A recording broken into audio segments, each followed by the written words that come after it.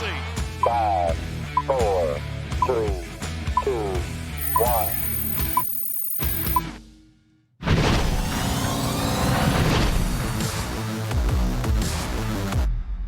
From inside the MASN newsroom, it is the MASN All Access podcast. A broken-wristed Paul Mancano here with Brendan Mortensen.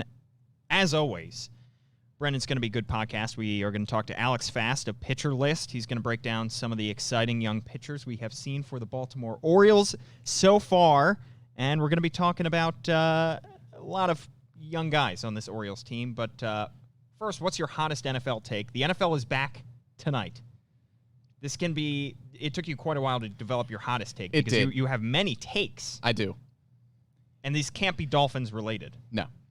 I wanted to find the spiciest one. I think I found a pretty spicy one. What is it? My hot take is that Christian McCaffrey will break the NFL record for most yards from scrimmage. He was about 200 yards off last year. They just gave him a boatload of money, and he is the biggest piece on that offense by a mile. What is the record?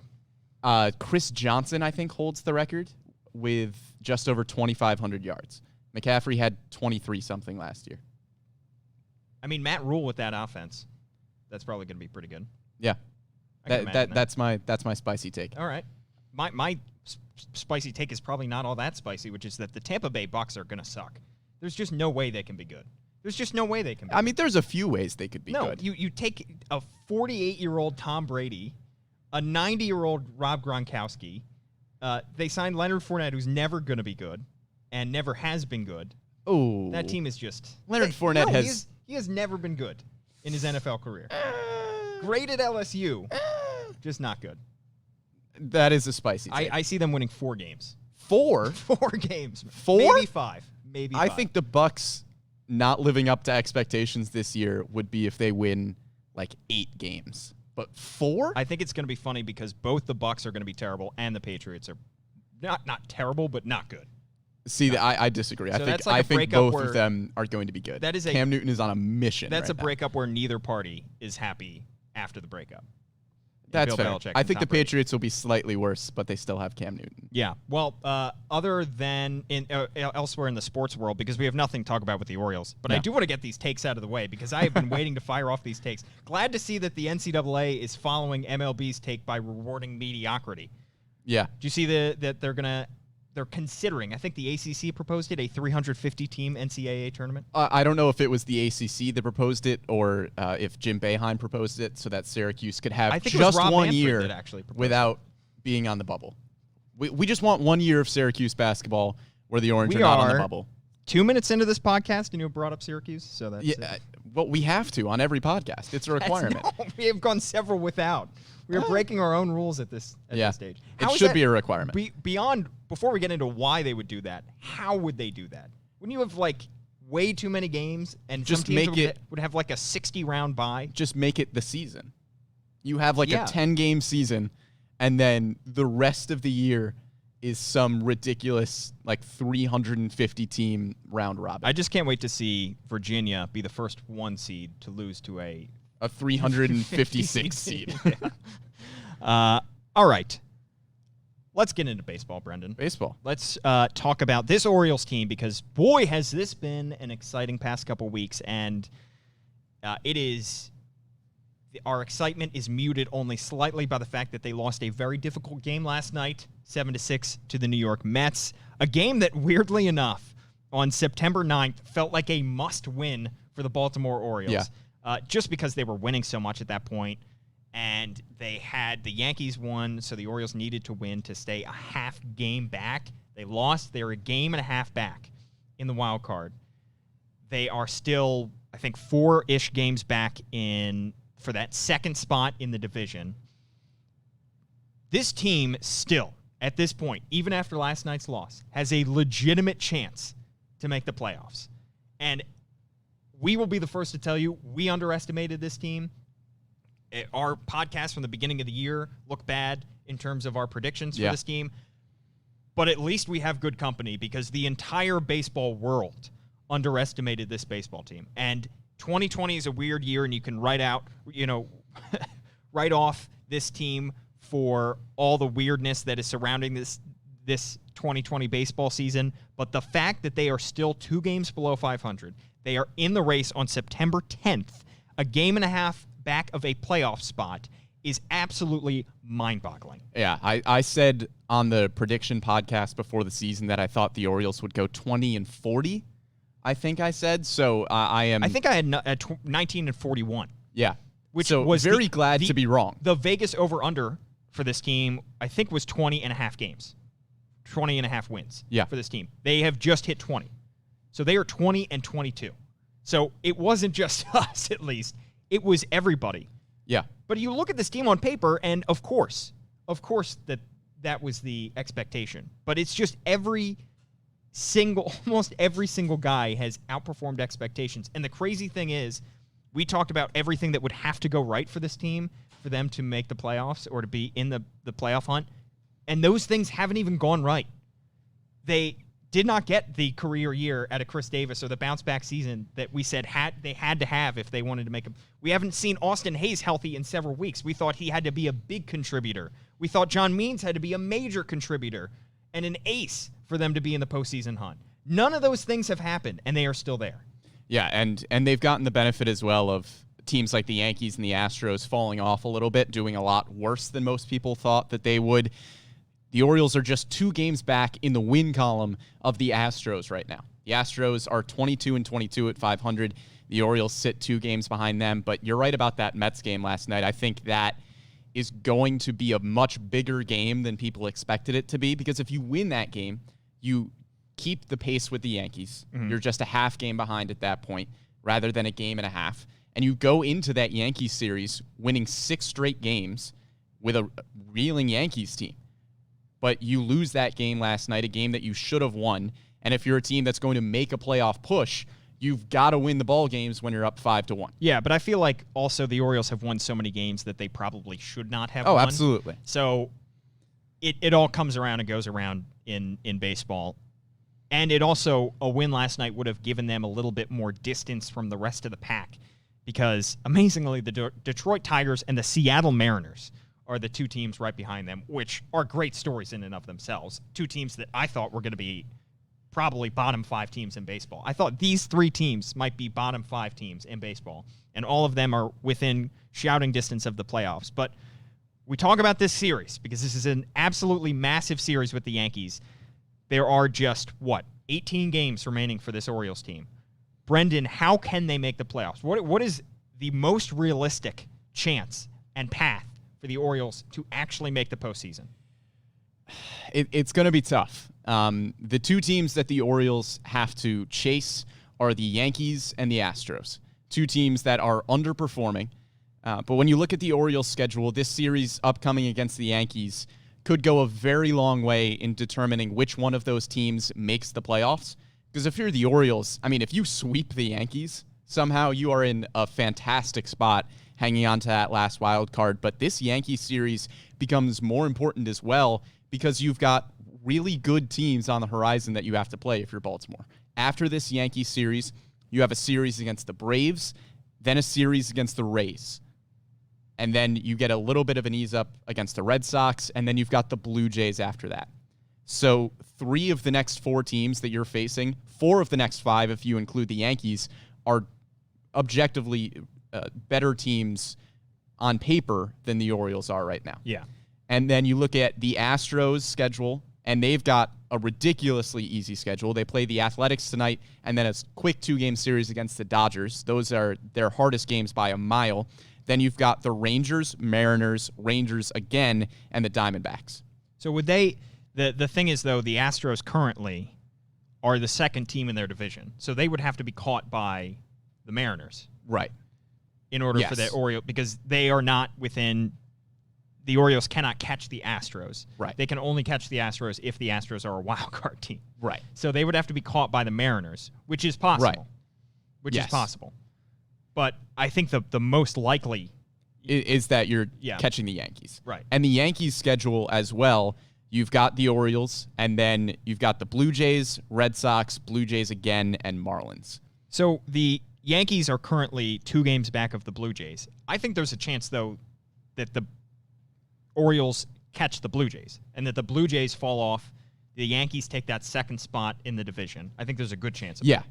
And then the Orioles are chasing the Blue Jays, which is... Because the Yankees theoretically should be a better team. If the Yankees get healthy, they are a better team than the Blue Jays. I think even with all these injuries, on paper, I think they're a better team than the Blue Jays. Yeah. They just got embarrassed up in Buffalo.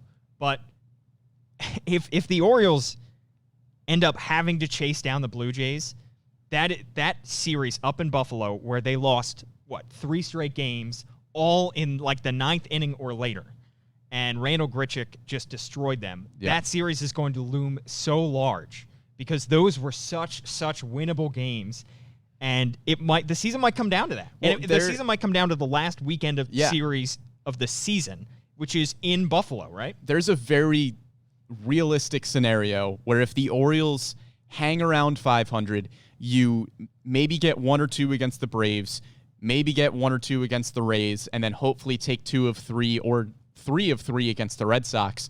There is a realistic scenario where you are within 3 games of the Blue Jays, if we're assuming that the Blue Jays are going to be caught by the Yankees and be that second wild card team. Yeah. There's a very real scenario where the Orioles' playoff hopes come down to a 3-game do-or-die series against the Buffalo Blue Jays. 2020. Absolutely crazy. And the other thing about this season is not only is it unpredictable from the standpoint of bad teams are good and good teams are bad, but it's impossible. We just looked at the schedule for the last couple weeks, and we can try to parse it out, but it is so difficult to predict which games teams are going to win because bad teams are beating good teams, I feel like, way more regularly than they have in previous years. Yeah, and absolutely. It is very, very unpredictable from that standpoint as well, because usually when you have some teams that are outperforming expectations, like perfect example, that weekend series this, I guess, week series in Buffalo between the Blue Jays and the Yankees. Blue Jays come in riding pretty hot. The Yankees are still the better team. You would expect in a regular baseball season, Yankees just beat them down and just, effectively put them in third in the division and, diminish their playoff hopes. But in this season, anything can happen. We are seeing so many weird and wild scores, box scores on a regular night. The Braves scored what, 29? 29-9 yesterday. And 19-0. 2 Yeah, games yesterday. the 19-run game just completely got swept aside by the fact that the Braves scored 29, and Adam Duvall had 3 home runs and 9 RBIs. I really wish that they had hit 30, and I really wish, just from an Orioles standpoint, because of the 30-3 game. Yeah. And that was just could not be discussed anymore, but unfortunately it will still be in the discussion in baseball history. But I was thinking about why I feel like we've seen more blowouts too this year, and I was thinking about why that is. I think maybe one reason could be that Braves game yesterday. Like the crowd noise stays the same the entire game. It's not like it slowly ramps up through the first couple innings as people are taking their seats, and then the 7th, 8th, 9th inning everybody heads to their cars and heads out. It's like the same dull roar the entire game pretty much. So the players just keep playing. They just keep going. They don't worry about. There's no energy drop off. Breaking all of the unwritten rules. Yeah. Yeah. It's not like Braves fans went home and were like, we're up 15-8. I'll just head home, because we'll win. It's like, no, it's imagining like there's still a packed ballpark. I mean, everything about this season is ridiculous. Yeah. The games, the schedule, the wild card standings, everything. All of the standings, frankly, at this point. All right, well, let's talk about the specific reasons that the Orioles have gotten as far as they have so far. And a huge portion of it has been the rookies. And we've talked about on previous podcasts, the first wave, quote unquote, of Orioles prospects, and the second wave of Orioles prospects. And I thought we'd kind of break it down specifically because we use these terms generally. But in terms of first wave, I think the guys that we're talking about are guys that either made their debuts in 2019, have already made their debuts in 2020, maybe will make their debuts in the last 18 games, or guys that are planned to make their debuts early 2021. So these are the guys, most of whom Michael Elias has not drafted. Maybe some of them he brought into the organization via trade. And then when we talk about the second wave of prospects, that's like the last year of Dan Duquette, first 2 years of Mike Elias. So first wave, I think of guys like Austin Hayes, Hunter Harvey, Ryan Mountcastle, Yusniel Diaz, Dean Kremer, Keegan Akin, those kind of guys. And the second wave is like the Adley Rutschman, Grayson Rodriguez, DL Hall, those kind of guys. Did we underestimate the first wave? Short answer is yes. Long answer is definitely. Yeah. I mean, every single one of the guys who has come up so far has either met or exceeded expectations. I think with the maybe one, I don't even want to call it an exception because I don't think we've seen enough of Austin Hayes to determine whether or not he's met his expectations, but he's played well in the times that he's actually been on the field. He's been dealing with injuries so far this season and didn't have a lot of game time last year. But everybody who has come to the majors so far has made a big contribution, and we were kind of looking at this first wave saying, okay, if the Orioles can get good contributions from some of these guys, they'll be in a really good position for when the second wave of prospects comes up, the Adleys, the Grayson Rodriguez, DL Hall, those types. I don't think we really considered what if these guys come to the majors and more of them play well than we expected and more of them exceed expectations. That leaves us in an entirely different scenario where the first wave is playing really, really well and the second wave is only going to add better pieces to a solid foundation that's already there, right, rather than the second wave, being that foundation. Right. And I think when you look at the expectations for those guys, we had partly lowered expectations also because I think in general there were slightly lowered expectations for these guys. In terms of prospect rankings, Austin Hayes graduated technically last year. Hunter Harvey graduated last year. Ryan Mountcastle rated as currently Orioles' fifth best prospect in the system. But beyond that, it's like guys that are right in the middle of the MLB pipeline top 30. Yusniel Diaz is an 8. Michael Baumann is a 9. Dean Kremer is the 10th overall prospect. Keegan Akin's like the 15th. And then when you talk about the second wave, that's when you have Adley Rutschman, number 1 prospect in the system. Grayson Rodriguez, number 2 prospect in the system. Heston Kjerstad, number 3. DL Hall, number 4. So that's 1 through 4 of guys that we might see Adley in 2021. But beyond that, I mean, we're probably not going to see Grayson until 2022 or DL Hall probably till 2022 and Heston Kjerstad at least 2022. Right. So those are the second wave guys that are all ranked very, very high.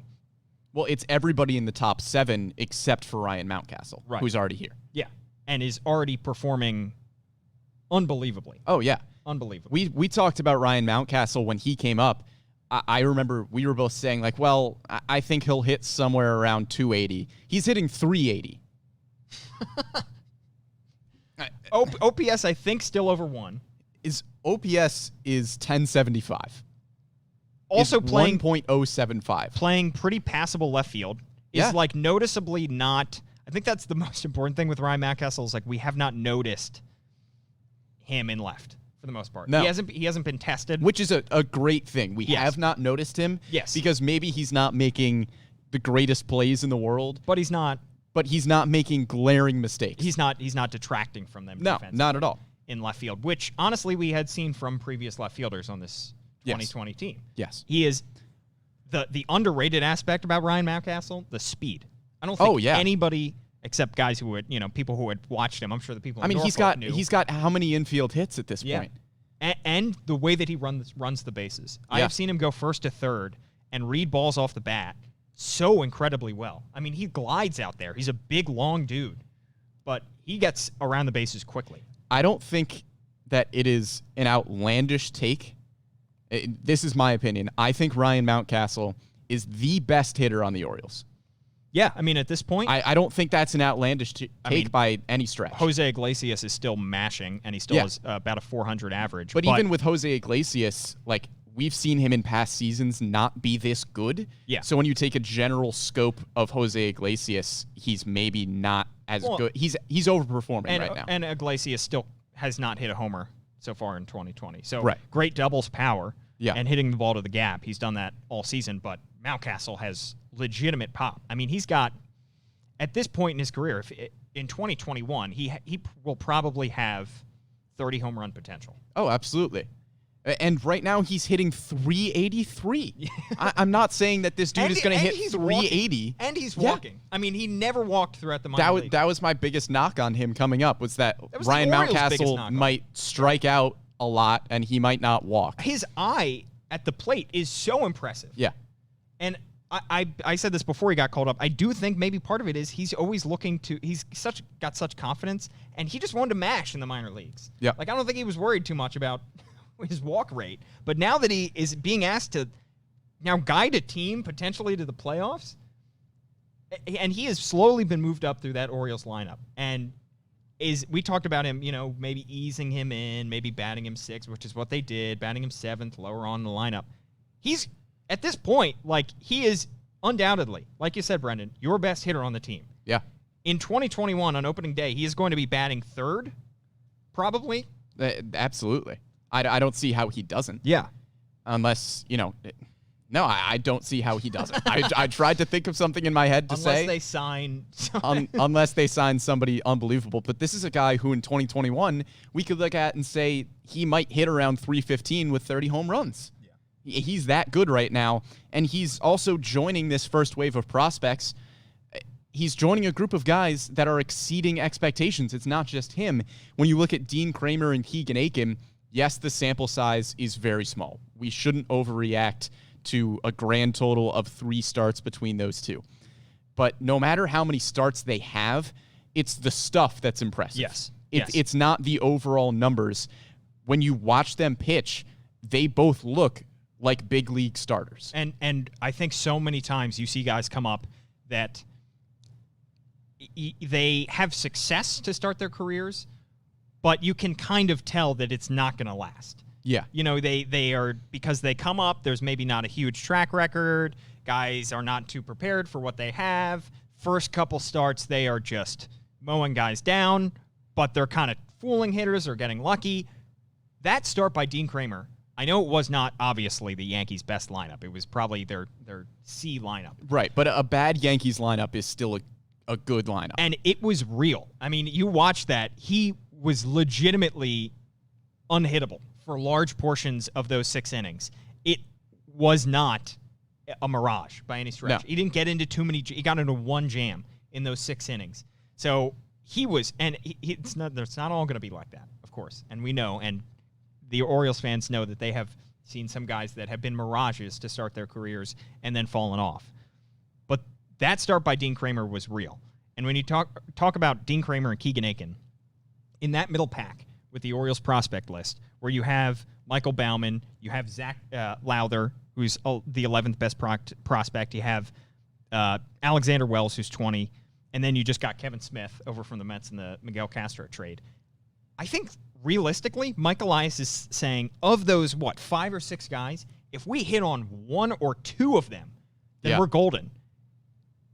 I think they might have already hit on 2 of them.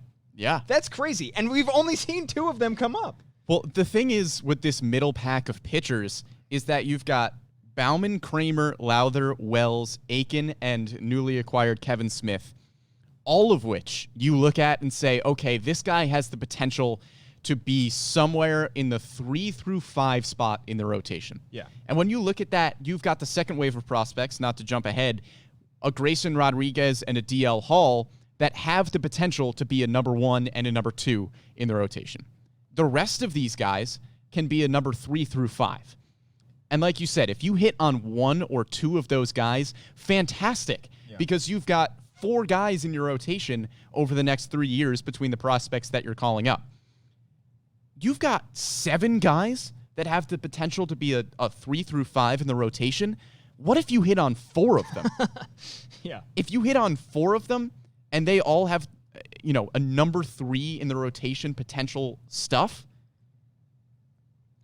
we haven't even They're considered way that ahead of possibility. schedule. Well, in terms of the short term, we know that which is so exciting to hear. Like, Dean Kremer is going to be part of your starting rotation on opening day 2020. Absolutely.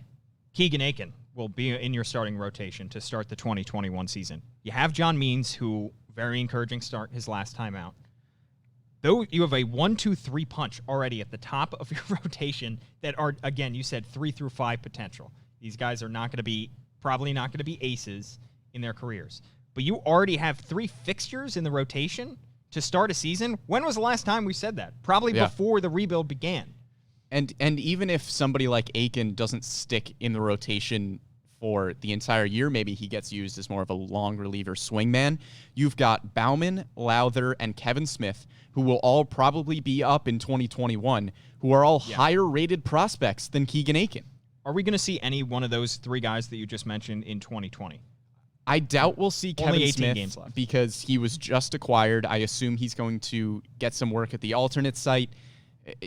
If you're just trading for a guy who is a prospect, I doubt you're going to call him up to the majors that quickly. I'm sure the Orioles probably want to see what you have in Kevin Smith and maybe call him up early in 2021. I think if there's anybody who has I think if you're going to give one of those guys the best shot of being called up right now, I would say it's Zach Lowther. I think Lowther is going to have a chance to maybe start a game or 2 towards the end of the season. But I think Michael Bauman also has a chance. I think because he's a little bit higher rated on the prospect rankings that maybe you want to give him just more time and have him good and ready to go for 2021. I think they could go the same route with Lowther as well. But I think if we're going to see one more, my money would be on Lowther. Probably. I would probably agree with you there. And that would be exciting, too, because I'm a big Zach Lowther guy. Pitched in Double-A last year. Through the first couple months of the season, had like a 1-something ERA. I think he led the Eastern League in strikeouts last year. So that guy, you talk about, and he has just not even made his big league debut, and you're already talking about having these fixtures in the rotation. The only, I guess, guys that would be slightly concerning at this point is Yusniel Diaz that we still have not seen, and considering the fact that we have seen many injuries to this Orioles outfield, he still has not gotten the call up, and that might be of slight concern. It at least makes you wonder why he has not gotten that call up. Yeah. And it is clear that the Orioles do not think he's ready at this point, which is crazy because this first wave, I thought, go back a year before, or a year and a half before Adley Rutschman was drafted, he was top 3 prospect in the Orioles system. And he has clearly not been healthy or productive enough to get the call up, and we've already seen major returns from this first wave. Yeah, and he's dealt with some injuries in the minors, but you can look back to that Manny Machado trade as well and almost say if Dean Kremer is going to be a number 3 in the rotation or somewhere close to that, that's still a quality return for half of a season of Manny Machado where you're not going to re-sign him. Right. So even if Diaz does not pan out the way that you hope, if Kremer turns out to be really solid, you'd still take that return. Yeah, I think in the offseason we should really delve into the 5 guys that the Orioles got back.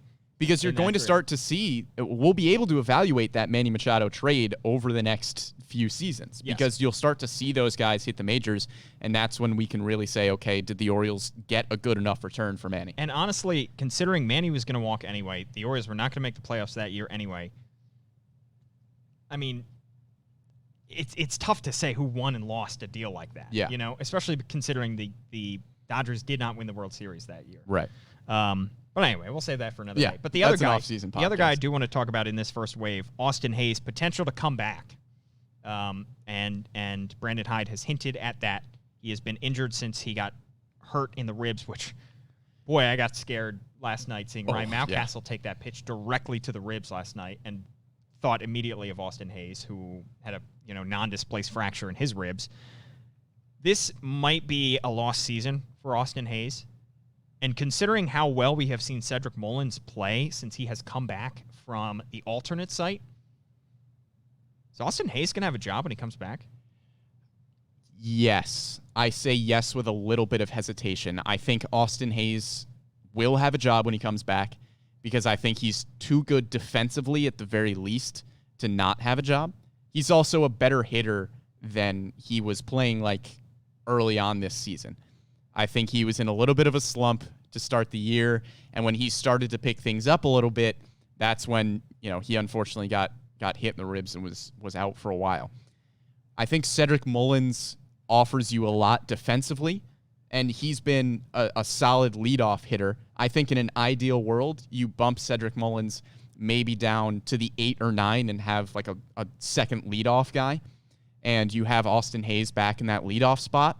I think realistically, you could probably bump one of those guys to right field. I know DJ Stewart is lighting the world on fire right now, and I think all of us owe DJ Stewart an apology for not thinking that he was going to hit at this level. I mean, how could you not expect he was going to hit 5 homers in 4 games? Yeah. How could you not see that coming? I mean, they have that like magic stuff from Space Jam that they give him at halftime. I think that's what they gave to DJ Stewart down in Bowie. But he's been fantastic, and he's been a staple in the lineup for the last 5-6 games, to the point where you have to keep him in right field. But if DJ Stewart starts to, regress towards the mean a little bit and not hit a home run every single game, I think there's a pretty good chance that you bump Cedric Mullins to right or bump Austin Hayes to right, whichever one you think gives you more value in center field, you keep him there. But I think just defensively, either Mullins or Hayes will give you more value in right field than DJ Stewart would. And I think Stewart then becomes kind of the fourth outfielder where he's either DHing. Maybe you could bump DJ Stewart down to first base, see how he does there. You want to keep him in the lineup if he keeps hitting, but Hayes just has too much value defensively to not have in the lineup. And I do think they want to give him, Hayes, a chance to kind of get his confidence back. Oh, absolutely. And regain the form that we saw from 2019. Because, I mean, if he's does not come back or doesn't really start, or that could hurt his confidence going into 2021. He struggled to start the year, tiny sample size again, and we do still think he's going to be a solid major leaguer, at this point. And I'm not going to get too caught up in his struggles so far in 2020. Yeah, I mean, if Austin Hayes stayed healthy, I predicted that he would lead the team in OPS. Yeah, I think he's still got the potential. And he was starting to turn it around when he got injured, too. And he played with a broken rib for like almost a week, I think, at the start of August. So, yeah, I think he'll be able to turn that around eventually. And he'll make some tweaks going into 2021. But on the flip side of that, Cedric Mullins has been – so I think I guess the trick is just send every guy back down to the alternate site for like a week. Yeah. Because it worked with Cedric Mullins. It worked with DJ Stewart. They came back and are now producing at unbelievable levels at this point. So that is very exciting. And the guys who got called up from that alternate site, Ryan Mountcastle, Dean Kremer, and Keegan Akin. I don't know what kind of meal plan they have. Yeah, that's what I'm saying. I don't know what they're doing, but it's got to be the special stuff from Space Jam. It's got to be whatever Buck Britton and Gary Kendall are doing down there. Huge credit to them. Oh. They are doing a fantastic job, because every single guy who has either been called up from starting at the alternate site or been sent down for, a little mental reset, whatever you want to call it, has been fantastic at the Major League level. Real quickly, I do want to talk about, because we got a comment, I think Romeo Santos on Facebook. We are live, of course. Got a comment about Ryan Mountcastle, Rookie of the Year. It is funny because he said, would he be eligible for Rookie of the Year next year? Which, if you look at it on its face, he's going to end up playing about 40 games this year. So in a regular season, if you only play 40 games, in theory, you might be eligible for Rookie of the Year next year. Yeah. Like if you play 40 out of 162, you might be eligible for Rookie of the Year. But then do they extrapolate it and say, I think he's technically a rookie this year. Okay. I think. Yeah. So let's throw him in the Rookie of the Year conversation for this year. In a normal season, these would be bonkers stats for a rookie, the numbers that he is putting up. But I do think he is going to be passed by some of the best rookies we have seen in like decades. Yep. The American League and all of baseball is filled with some of the best rookies we have seen. You predicted Luis Robert would win Rookie of the Year. He very well could at this point. He's on his way. You have so many other guys, and you look at where Ryan Mountcastle fits into that picture. Coming into yesterday's games, 32 American League rookies had played more games than Ryan Mountcastle. so far. And Mountcastle is going to finish with 2/3 of the season under his belt. Yeah. But we have seen so many guys get the call up, and so many guys perform well because of COVID, because of injuries, because of expanded rosters, because of the alternate site being so close.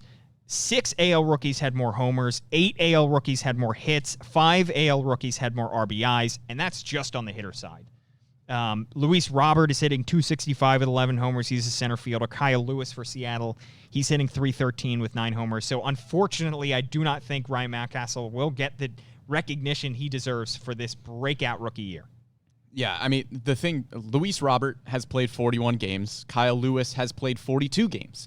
If Ryan Mountcastle plays 40-something games, his batting average is probably not .383, but if he might be hitting somewhere in the mid-300s and have, 11, 12 home runs and put up really solid offensive numbers. Right now, his OPS is over 1. Yeah. It's 1075, which is better than Luis Robert and Kyle Lewis, but I don't think you can give him the nod based purely on the fact that he has not played enough games.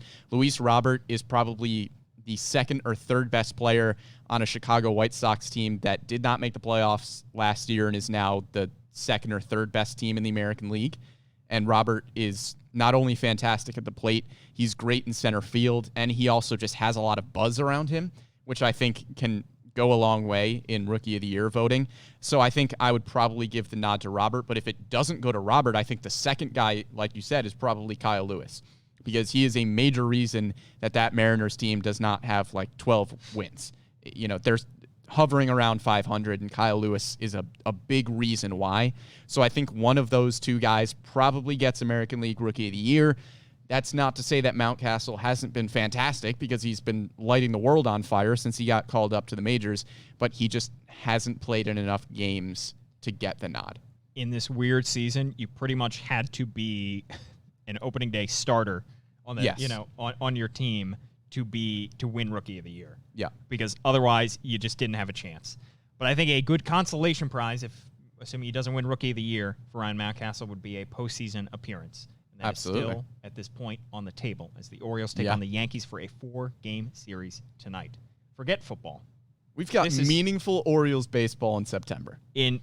On September 10th. Yep. That's awesome.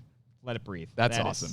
Yeah, at least enjoy it for this time period. And no matter what happens against the Yankees this weekend, the fact that they are here is a credit to Brandon Hyde, it's a credit to the players, and it's a credit to Mike Elias and the front office as well. Yeah, we were all wrong about the Baltimore Orioles. We were all wrong. And we're looking into the camera because we know you were wrong, but that's okay because we were all wrong on the Baltimore Orioles. Yeah. Alex Fast is never wrong. He is the VP at Pitcher List, and he is one of the – I had a conversation with him earlier, and I learned more in those 15 minutes than about statistics and deep statistics in baseball than I had learned reading any material over the past year. Really, really bright guy, Orioles fan growing up. Talked to him earlier today. Here's our interview. Now we're joined by Alex Fast of Pitcher List here on the MASN All Access podcast. Alex, thanks so much for hopping on. We like to pretend that we know something about advanced statistics, and we throw out expected batting average and stuff like that, but you guys deal with such more interesting and intricate statistics than we have ever delved into on this show. So thank you for talking about these today. Yeah, thank you for having me. And trust me, I'm really just making it up as I go along. You know what I mean? If every listener's fear is true, I just make up a new baseball stat each night, and then I try and make it popular, you know? Yeah, exactly. I mean, that's we get criticized all the time of trying to use statistics to fit the narrative, and I'm sure that everybody who has ever dealt in statistics has to deal with that as well. But we're going to talk about a lot of interesting storylines on this Orioles team, mostly focusing, of course, on pitching. Let's start with the two rookies that we have seen over the past week, Keegan Akin and Dean Kremer, two guys that have gotten off to terrific starts in their big league careers. Dean Kremer making his debut, 6 innings against the Yankees. Keegan Akin now has an ERA under 3 in a couple starts. What have you seen from these guys beyond just their counting stats? Are the underlying numbers as good as what we have seen on the surface? Yeah, it's a great question. And I mean, Listen, when it comes to like counting stats, you want to look at reliability, right? And those things really take a long time before they can become reliable. And there's a lot of really helpful stats to look at, right? Like there's a lot of really good batted ball stats and K rate and stuff like that. And we want to look at that as guys get a big enough sample size, but that doesn't mean that we can't evaluate them in a small sample size. The things that we want to look at, though, are things that are more pitch specific, right? So like a pitcher's spin, that's really not going to change that much over the course of a season. You know what I mean? It's going to maintain pretty regularly. So if we start with Keegan Akin and we're looking just at his fastball, one of the things that we get really excited about when we're talking about fastballs, obviously, is spin. Like how much spin is that pitch getting? And then how much active spin, right? How much of that spin's contributing to movement? We talked about this in that kind of last MASN segment I did last week. If we look at Keegan Akin, we see 2,400 RPM of fastball. Out of context, that means nothing. It's a big number. Why do we care, right? It's really good to know it's top 30 in baseball. That's important. It's also top 20 in active spin. So that means a lot of that spin's contributing to movement.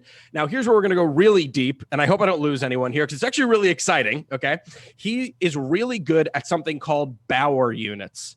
Now, Bauer units, I understand it's out there. It's something created by Driveline, and yes, it is named after Trevor Bauer. That's exactly what I was going to ask you. Yes, it is fully created, with Trevor Bauer in mind, but it's actually really important, right? So I know people listening being like, "Oh my, you made fun of these new stats, and now we have something called Bauer units." Let me at least break it down real quick. Give it a shot before we throw it in the trash can. Okay, so a Bauer unit is a really good way to compare spin rates at different velocities, right? So a pitcher spinning the ball at 2,400 RPM is less impressive at 99 miles an hour, but it's really, really impressive at 89 miles an hour, right? And that's a quote from Driveline's website. So while Keegan Akin has a bunch of movement and a bunch of active spin, he doesn't really have a lot of velo, right? He's sitting 92, he's sitting 93. So if we use Bauer units, the formula for that is really simple. It's velo divided by spin rate. And that kind of normalizes all the velos and spin rates together to put everything on the same plane. And he's actually top 20 among active starters in terms of Bauer units. That's really, really, really good because essentially it's saying, hey, the 92 might not matter as much because he's getting so much spin off fastball. If we normalize it, right? If we put it on like a WRC plus scale where 100 is about league average, anything above is really good and anything below is not that great. He has a 106, which means he's about 6% better than league average, top 20. So once again, while Keegan Akin's fastball velocity might not be great, it's really, really good movement profile wise. It's why you see that 11.2% swinging strike rate on his four-seamer, which is not only above league average, it's right around Lance Lynn and Tyler Glasnow. Like those are like, that's the list of fastballs that you want to be on in baseball right now. That was a long-winded answer just about Keegan Akin. I imagine there may be some questions about that before we get on to Dean Kremer. That was awesome. I mean, Keegan Akin, we had heard so much about him coming up and how much he used the fastball, and he relied on it.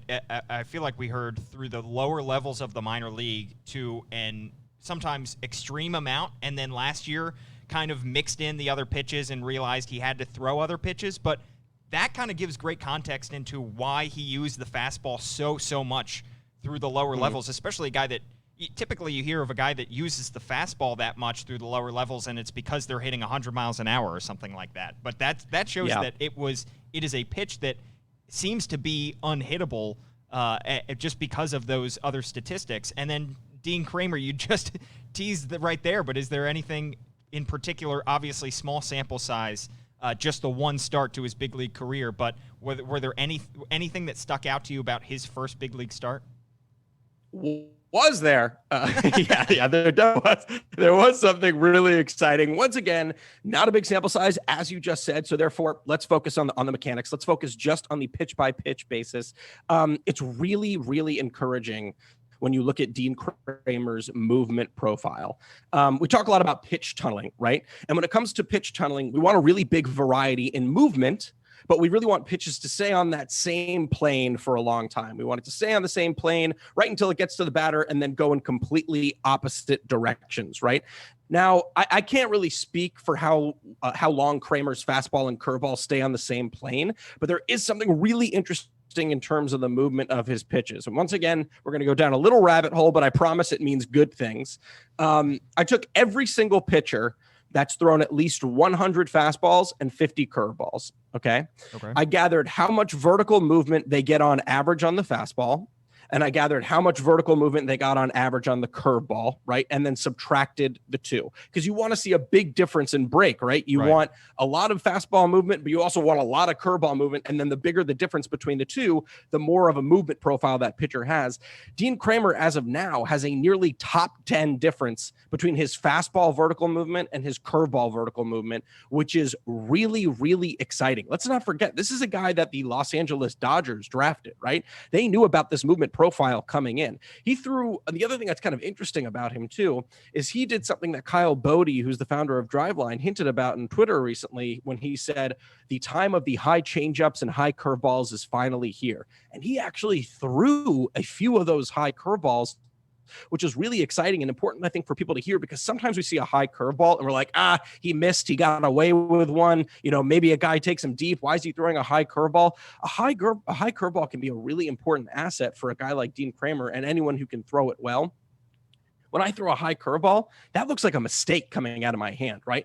It looks like it's going to completely sail off. Next thing you know, drops right into the top of the zone for either strike three or any other strike that's going to get him ahead in the count. So I'm curious to see if Kremer does that. But at the end of the day, that movement profile difference between those two pitches, oh yeah, that's something to be paying attention to moving forward. That's awesome. And that's something I feel like we saw, you know, with the naked eye in that game. You talk about that high curveball. I feel like he threw one of those to Luke Voit earlier on that dropped into like high and in tight corner, and not only can you get some called third strikes, but you might get some swings and misses with that stuff. I mean, Kremer absolutely in his first start passed the eye test, and it feels like everything that you have just said about the statistics backs up exactly what we all saw last Sunday against the Yankees. So that's exciting. And then let's shift gears and talk about some of the slightly more veteran guys, still young, but Tanner Scott coming out of the bullpen, a guy that we have heard about for forever, in terms of having great stuff and just commanding it,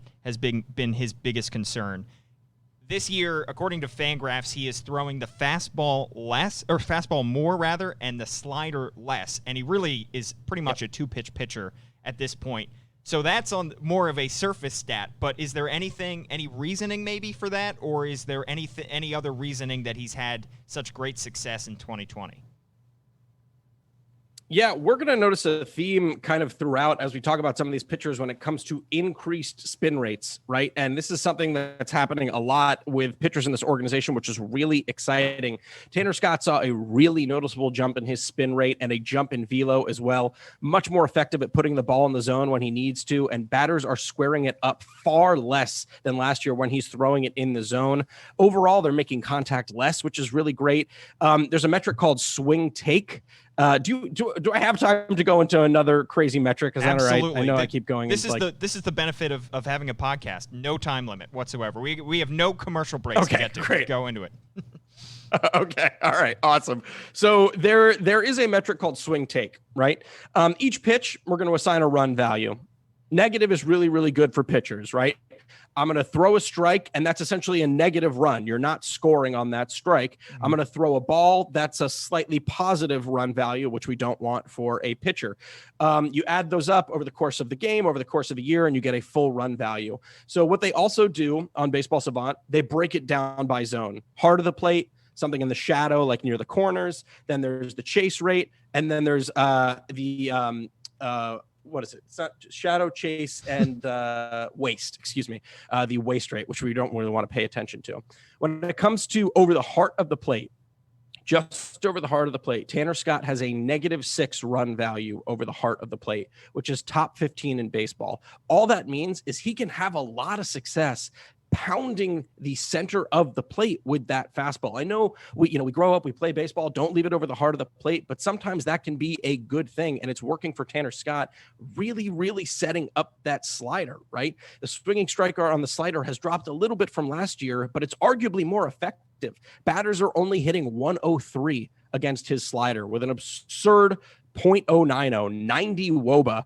He has an average launch angle of -4. on that slider. Wow. So that fastball, it's not just killing. I know it's crazy. It's like guys just like pounding it into the ground. I feel bad for the grounds crew at Camden Yards. It's so you got to be really excited about that fastball. I mean, and once again, this isn't like, I can pretty much tell it like it is. I can look at stats and be like, nah, this isn't great. And when you look at his stats right now, there's a lot to like.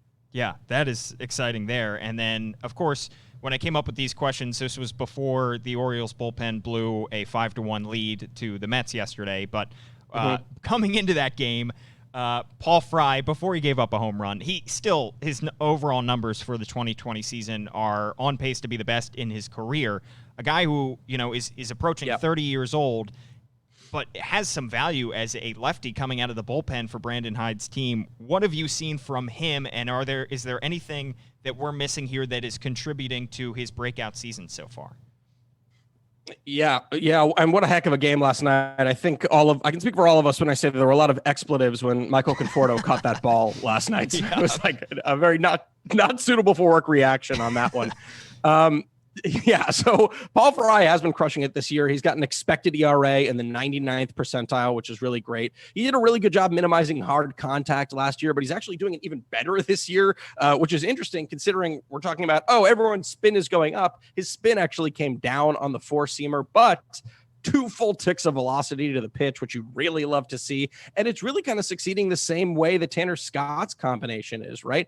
Fastball low, slider even lower. Batters have no idea whether it's going to be a fastball that just ends up right at their knees or if it's a slider that's going to fall off the table and they're going to swing and miss at it. What's even crazier is if you look at his expected metrics, right? His expected WOBA, for example, it's 100 points lower than his actual WOBA on his four-seamer, meaning you can make the case that he's actually been a bit unlucky with that four-seamer so far. There could even be another gear for him moving forward. Wow, that's exciting as well. And this is an Orioles bullpen that has still been getting the job done despite the fact that they traded away 2 relievers in addition to trading away a starter as well, Tommy Milone, at the deadline. I loved hearing you a couple weeks back, I think it was, on O's Extra, talking about Tommy Milone and the reason he was having such a great year.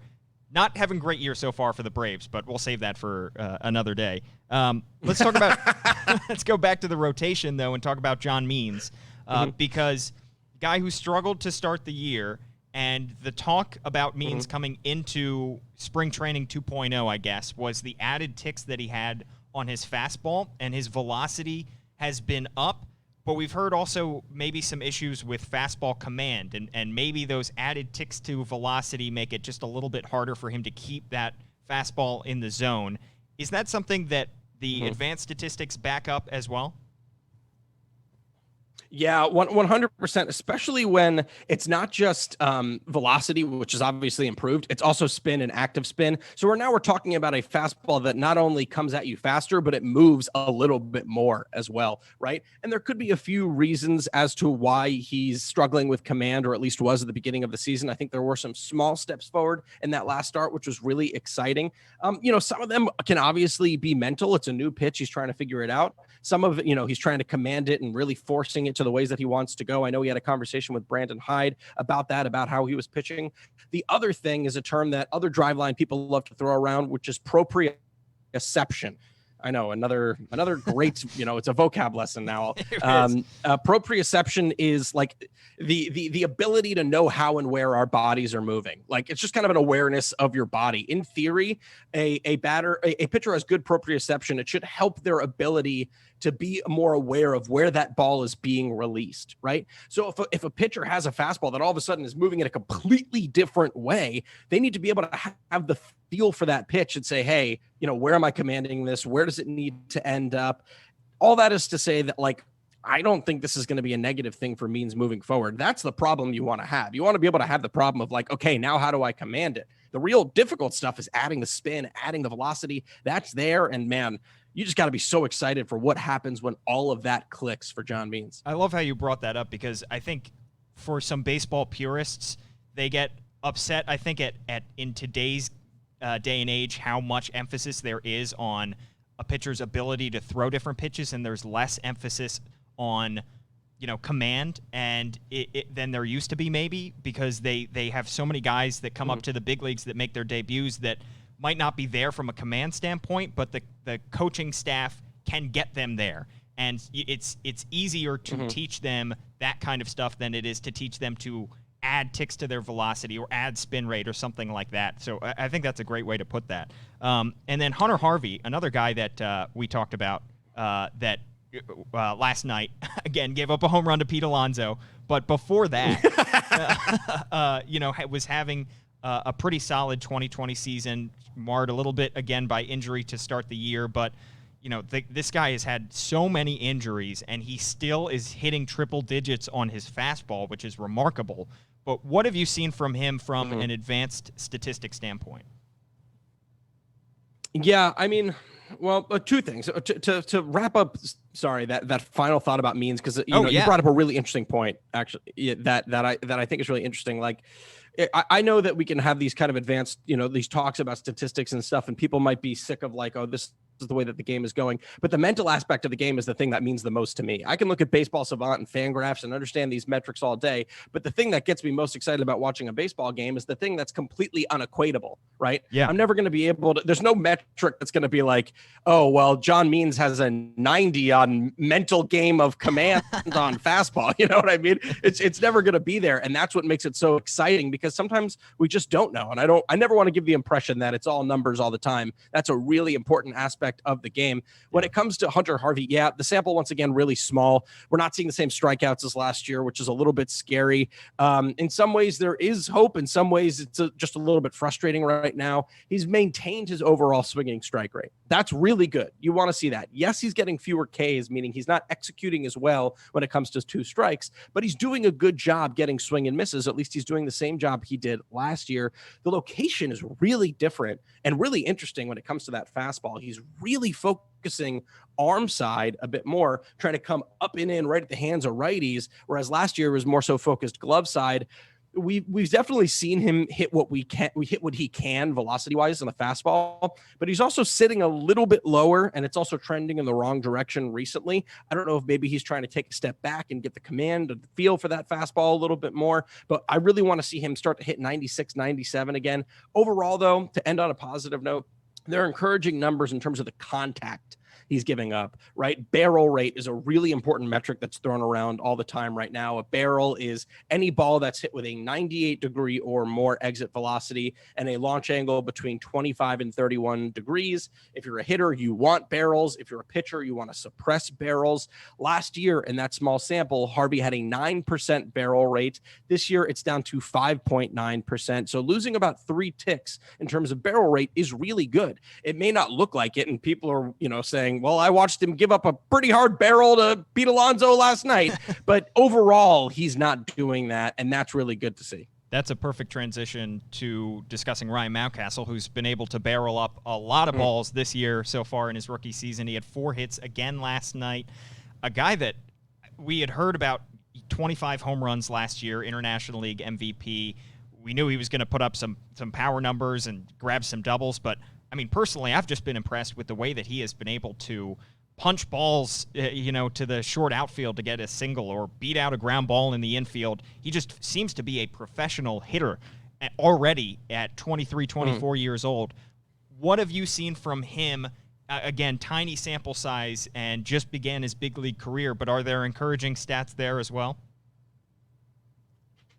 There definitely are. And I mean, as an Orioles fan, it is really awesome to see. It's always good when my friends who aren't necessarily baseball fans text me about a player. And just yesterday, someone said, who's that guy who sounds like he's British royalty on your baseball team? And why is he so good? Yes, Mr. Mountcastle, or Sir Mountcastle, I guess I should say, he's just been knocking the cover off the ball, slashing 339, 397, 607, that 166 WRC plus.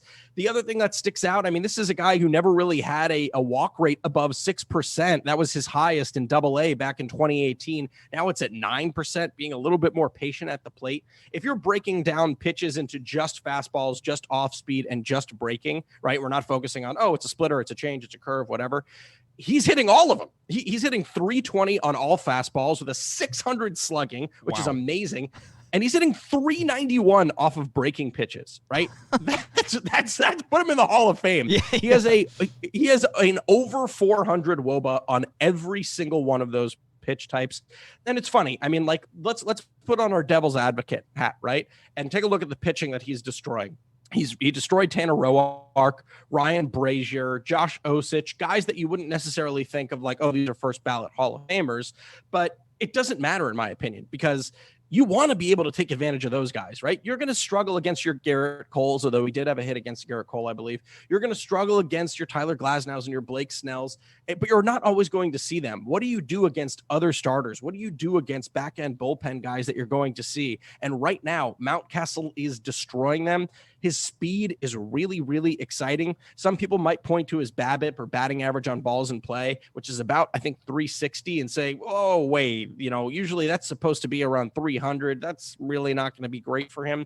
It isn't great overall unless you have the speed. And that's what Ryan Mountcastle has. He's got the speed. So, man, I gotta order my like Orioles Ryan Mountcastle jersey now because I'm excited about watching him moving forward. Yeah, I think a lot of Orioles fans are in that camp as well. This guy has been the real deal since he got called up. I remember a couple weeks ago saying when he got called up on this podcast, I don't expect him to hit 300, and here he is, like 3 weeks into the season, into his big league season, and he is approaching 400. So what an incredible season for him, and I'm glad we got to talk about some of those rookies as well, because the Orioles are in a very good position with all of these guys who are still so young clicking, and they still have so many guys in the minors just waiting to make their big league debuts. So thank you so much, Alex, for hopping on here, breaking down all this information. I'm sure you're enjoying watching these games growing up an Orioles fan, right?